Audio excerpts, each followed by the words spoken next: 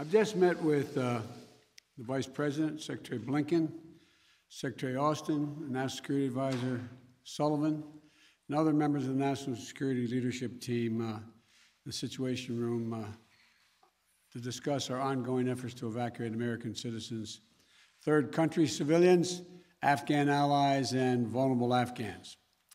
And I want to provide the American people with a brief update on the situation in Afghanistan. Since I spoke to you on Monday, we've made significant progress. We've secured the airport, enabling flights to resume, not just military flights, but civilian charters from other countries, and the NGOs taking out civilians and vulnerable Afghanis. And now we have almost 6,000 troops on the ground, including the 82nd Airborne, providing runway security, the Army 10th Mountain Division standing guard around the airport, and the 24th Marine Expeditionary Unit assisting the civilian departure. This is one of the largest, most difficult airlifts in history, and the only country in the world capable of projecting this much power on the far side of the world with this degree of precision is the United States of America. We've already evacuated more than 18,000 people since July and approximately 13,000 since our military airlift began on August the 14th. Thousands more have been evacuated on private charter flights facilitated by the U.S. government. These numbers include American citizens and permanent residents, as well as their families. It includes SIV applicants and their families, those Afghans who have worked alongside us, served alongside of us, gone into combat with us, and provided invaluable assistance to us, such as translators and interpreters. The United States stands by its commitment that we've made to these people, and it includes other vulnerable Afghans, such as women leaders and journalists. In fact, working in close coordination with the management of the New York Times, the Washington Post, and the Wall Street Journal, we have successfully evacuated all 204 of their employees in Afghanistan on U.S. military aircraft earlier this week. We've established the flow of flights, and we've increased the number of people we're moving out of the country. We paused flights in Kabul a few hours this morning to make sure we could process the arriving evacuees at the transit points. But our commander in Kabul has already given the order for outbound flights to resume. Even with the pause, we've moved out 5,700 evacuees yesterday, and we're working on a variety to verify that number of the Americans who are still in country as we work on this, because don't have the exact number of people who are Americans who are there, and those who may have come home to the United States. We want to get a strong number as to exactly how many people are there, how many American citizens, and where they are. Just yesterday, among the many Americans we evacuated, there were 169 Americans who we got over the wall into the airport using military assets. We're also facilitating flights for our allies and our partners, and working in close operational coordination with NATO on this evacuation. For example, we provided overwatch for the French convoy bringing hundreds of their people from the French embassy to the airport. These operations are going to continue over the coming days before we complete our drawdown. We're going to do everything that we can to provide safe evacuation for our Afghan allies, partners, and Afghans who might be targeted because of their association with the United States. But let me be clear. Any American who wants to come home, we will get you home. But make no mistake, this evacuation mission is dangerous. It involves risks to our armed forces, and it's being conducted under difficult circumstances. I cannot promise what the final outcome will be, or what it will be, that it will be without risk of loss. But as Commander-in-Chief, I can assure you that I will mobilize every resource necessary. And as an American, I offer my gratitude to the brave men and women of the U.S. Armed Forces who are carrying out this mission. They're incredible. And as we continue to work the logistics of evacuation, we're in constant contact with the Taliban, working to ensure civilians have safe passage to the airport. We are particularly focused on our engagements on making sure every American who wants to leave can get to the airport. Where we have been seeing challenges with Americans, for Americans, we have thus far been able to resolve them. We've made clear to the Taliban that any attack on our forces or disruption of our operations at the airport will be met with swift and forceful response. We're also keeping a close watch on any potential terrorist threat at or around the airport, including from the ISIS affiliates in Afghanistan who were released from prison when the prisons were emptied. And because they are, by the way, and make everybody understand that the ISIS in Afghanistan have been the sworn enemy of the Taliban. I've said all along, we're going to retain a laser focus on our counterterrorism mission, working in close coordination with our allies and our partners, and all those who have an interest in ensuring stability in the region. Secretary Blinken, who's with me today, met this morning with our NATO allies in consultation about the way forward, so that Afghanistan cannot be used in the future as a terrorist base to attack the United States or our allies. For 20 years, Afghanistan has been a joint effort with our NATO allies. We went in together, and we're leaving together. And now we're working together to bring our people and our Afghan partners to safety. In the past few days, I've also spoken directly with the British Prime Minister, Mr. Johnson, Chancellor Merkel of Germany, and President Macron of France. We all agreed that we should convene, and we will convene, the G7 meeting next week, a group of the world's leading democracies, so that together we can coordinate our mutual approach, our united approach on Afghanistan and moving forward. We are united with our closest partners to execute the mission at hand. We've also discussed the need to work with the international community to provide humanitarian assistance, such as food aid and medical care for refugees who have crossed into neighboring countries to escape the Taliban, and to bring international pressure on the Taliban with respect to the treatment of Afghan people overall, but including Afghan, particularly women and girls. The past week has been heartbreaking. We've seen gut-wrenching images of panicked people acting out of sheer desperation. You know, it's completely understandable. They're frightened, they're sad, uncertain what happens next. I don't think any one of us can see these pictures and not feel that pain on a human level. Now we have a mission to complete in Afghanistan. It's an incredibly difficult and dangerous operation for our military. We have almost 6,000 of America's finest fighting men and women at the Kabul airport. And we're putting their lives on the line, and they're doing it in a dangerous place to save other Americans, our Afghan allies, and citizens of our allies who went in with us. You know, I talk to our commanders on the ground there every single day, as I just did an hour or so ago. And I made it clear to them that we'll get them whatever they need to do the job.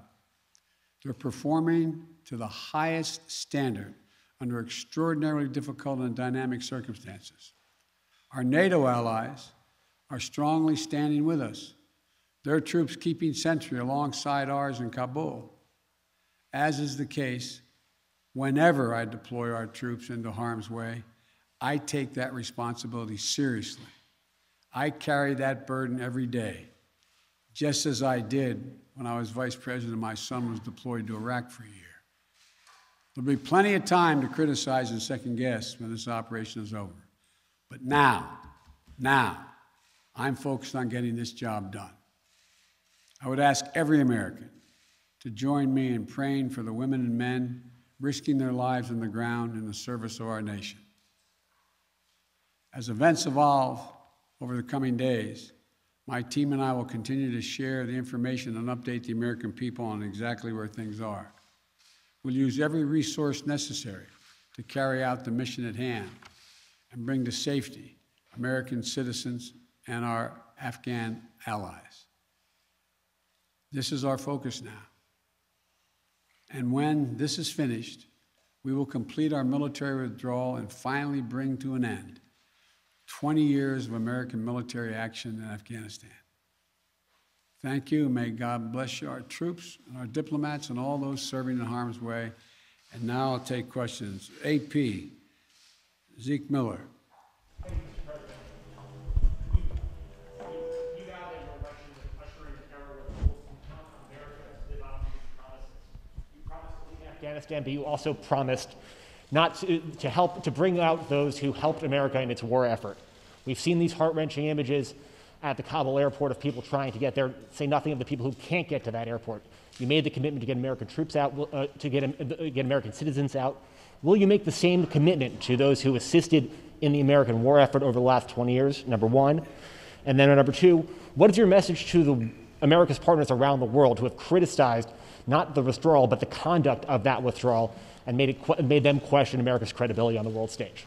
I have seen no question of our credibility from our allies around the world. I've spoken with our NATO allies. We've spoken with NATO allies, the Secretary of State. Our National Security Advisor has been in contact with his counterparts throughout the world and our allies, as has the General, I keep calling him a General, but my Secretary of Defense.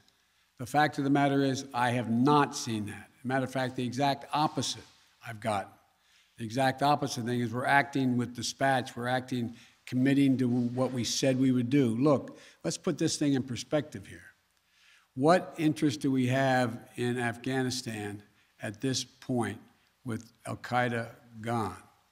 We went to Afghanistan for the express purpose of getting rid of al-Qaeda in Afghanistan, as well as getting Osama bin Laden. And we did. Just imagine if that attack, if bin Laden had decided with al-Qaeda to launch an attack from Yemen, would we ever gone to Afghanistan? Would there ever be any reason we'd be in Afghanistan? Controlled by the Taliban? What is the national interest of the United States in that circumstance? We went and did the mission. You've known my position for a long, long time. It's time to end this war.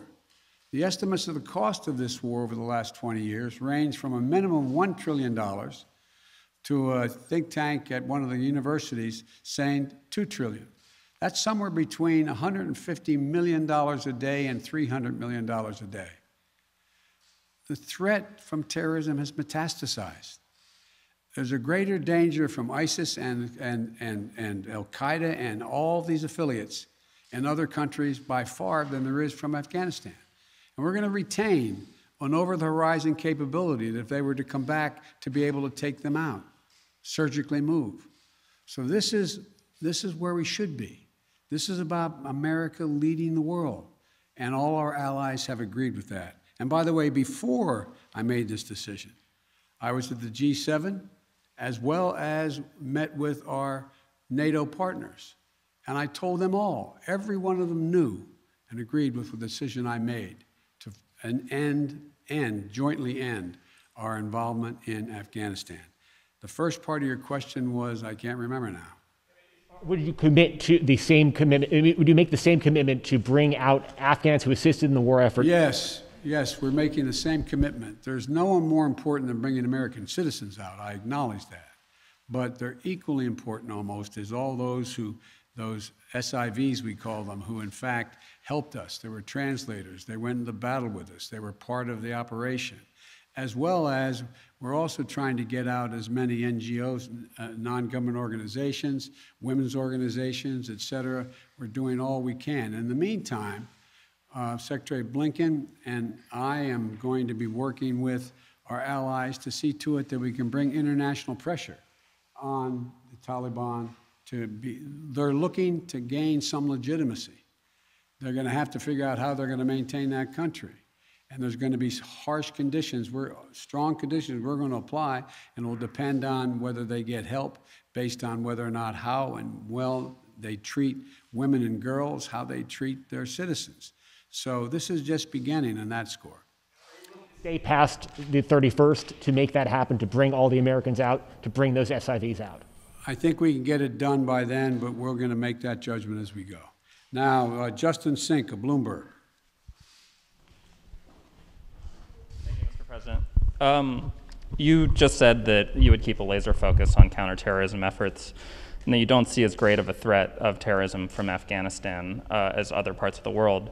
But if you and your administration so badly misassessed how quickly the Taliban would sweep through Afghanistan, and we no longer have an embassy there from which to run intelligence operations, how can you at all be confident of your assessment of the risk of terrorism and the ability of the U.S. to conduct over-the-horizon missions to keep it in check? Can you tell Americans that they're safe and will remain safe from terror attacks in Afghanistan? I think you're comparing apples and oranges. One question was whether or not the Afghan forces we trained up would stay and fight in their own civil war they had going on. No one, shouldn't say no one, the consensus was that it was highly unlikely that in 11 days they'd collapse and fall and the leader of Afghanistan would flee the country. That's a very different question than whether or not there is the ability to observe whether or not large groups of terrorists begin to accumulate in a particular area in Afghanistan to plot against the United States of America. That's why we retained an over-the-horizon capability to go in and do something about that if that occurs. But in the meantime, we know what's happened around the world.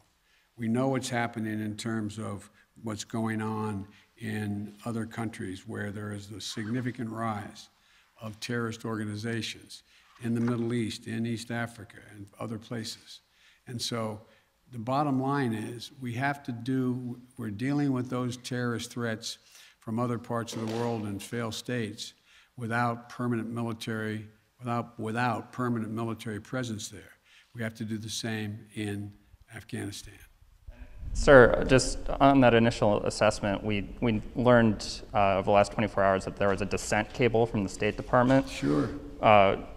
Saying that the Taliban would come faster through Afghanistan. Can you say why, after that cable was issued, the U.S. didn't do more to get Americans out? All kinds of cables, all kinds of advice. If you notice, it ranged from this group saying that they didn't say it'd fall when it did fall, but saying that it would fall, to others saying it wouldn't happen for a long time and they'd be able to sustain themselves through the end of the year.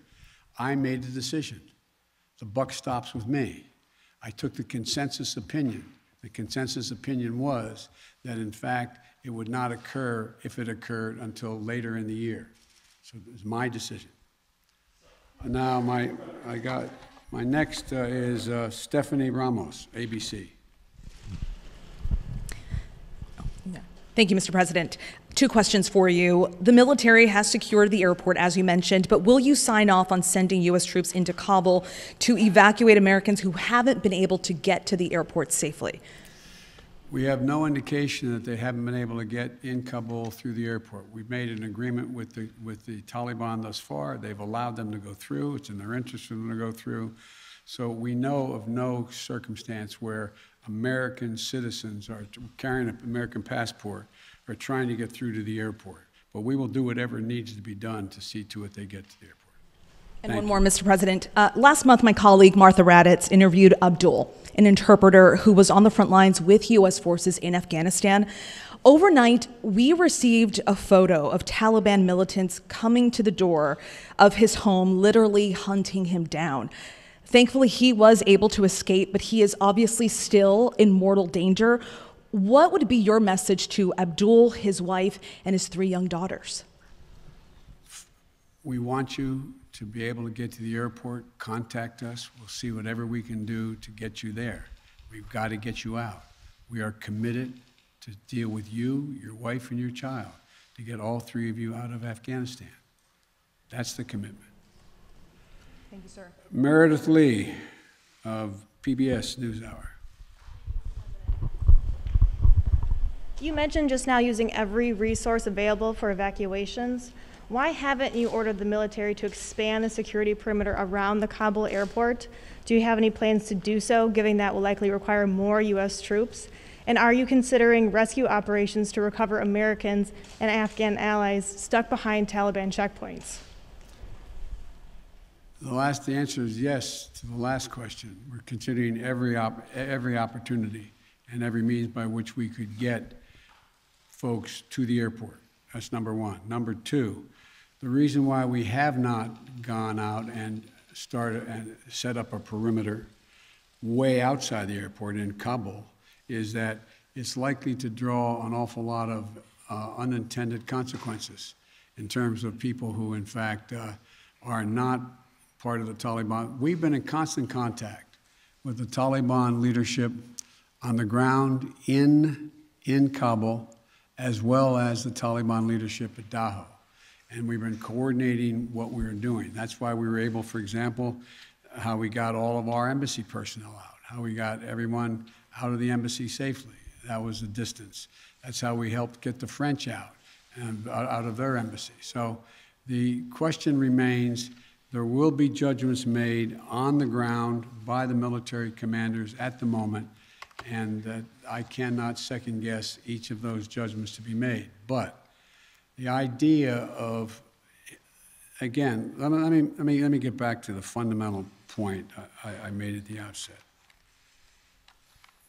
When the decision was made by me that, and it was made some time ago, and I ran 4 presidents saying I wanted to get us out of Afghanistan.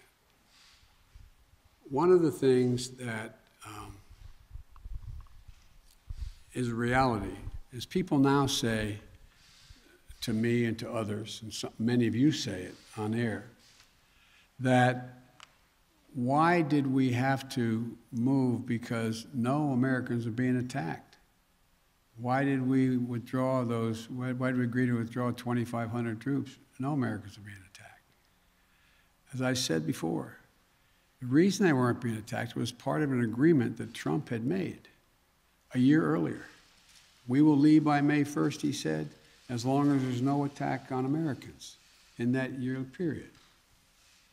Number one. Number two, the Taliban was taking large swaths of the countryside, north and south. None of the major areas, none of the major points of the capitals of each of these provinces. But they were all over the country. And the idea that if I had said on May the 2nd or 3rd, we are not leaving, we are staying, does anybody truly believe that I would not have had to put in significantly more American forces, send your sons, your daughters, like my son was sent to Iraq, to maybe die? And for what? For what? So the only rational thing to do, in my view, was to set up and pre-position American forces for the purpose of evacuation, and the aircraft to pre-position those ahead of time so that we would be able to begin the process of evacuation of American citizens, SIVs, and others who helped us. The last point I'll make is this. Look, if we had decided 15 years ago to leave Afghanistan, it would have been really difficult. If we decided 5 years ago, if we continued the war for another decade and tried to leave, there's no way in which you'd be able to leave Afghanistan without there being some of what you're seeing now. But what we've done so far is we've been able to get a large number of Americans out, all our personnel at the embassy out, and so on. And thank God, so far, knock on wood, we're in a different position. Scott Detrow. Scott, NPR. Thank you, Mr. President. I just want to follow up on something you said a moment ago. You said that there's no circumstances where American citizens cannot get to the airport. That doesn't really square with the images we're seeing around the airport, with the reporting on the ground from our colleagues who are describing chaos and violence. Are you saying unequivocally that any American who wants to get to the airport is getting there and getting past the security barrier and to the planes where they want to go? I thought the question was, how can they get through to the airport outside the airport? And the answer is, to the best of our knowledge, the Taliban checkpoints they are letting through people showing American passports. Now, that's a different question when they get into the rush and crowd of all the folks just outside the wall near the airport. That's why we had to, I guess, was it yesterday or the day before, we went over the wall and brought in, how many? 169 Americans. So it is a process to try to figure out how we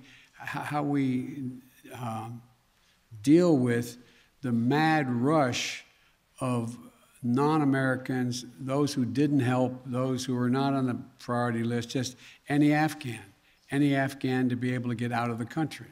And so my guess is that no matter what, under what circumstances there's not a whole lot of Afghanis, there's a whole lot of Afghanis that just as soon come to America, whether they're any involvement with the United States in the past at all, rather than stay under Taliban rule or any rule. So what I was saying is that we have an agreement that they will let pass through the checkpoints that the Taliban control, let Americans through. But given this, given the negotiations with the Taliban, the scenes that we're seeing, can you just fully explain why the plan wasn't to go ahead with these evacuations of both Americans and allies before the drawdowns began, before Bagram was closed, looking back several months? Because whether it was now or several months from now, there seems to be a broad consensus that the Taliban would make these gains and these would be needed at some point. Well, yeah, at some point. But the point was that although we were in contact with the Taliban and Doha for this whole period of time, that some point wasn't expected to be the total demise of the Afghan National Force, which was 300 persons. Let's assume the Afghan National Force had continued to fight and they were surrounding Kabul. Be a very different story, very different story. But the overwhelming consensus was that they were not going to collapse. The Afghan forces, they were not going to leave. They were not going to just abandon and then put down their arms and take off. So that's what happened. Thank you very, very much. Thank you. Why do you continue to trust the Taliban, Mr. President? Why do you continue to trust their pledges, Mr. President?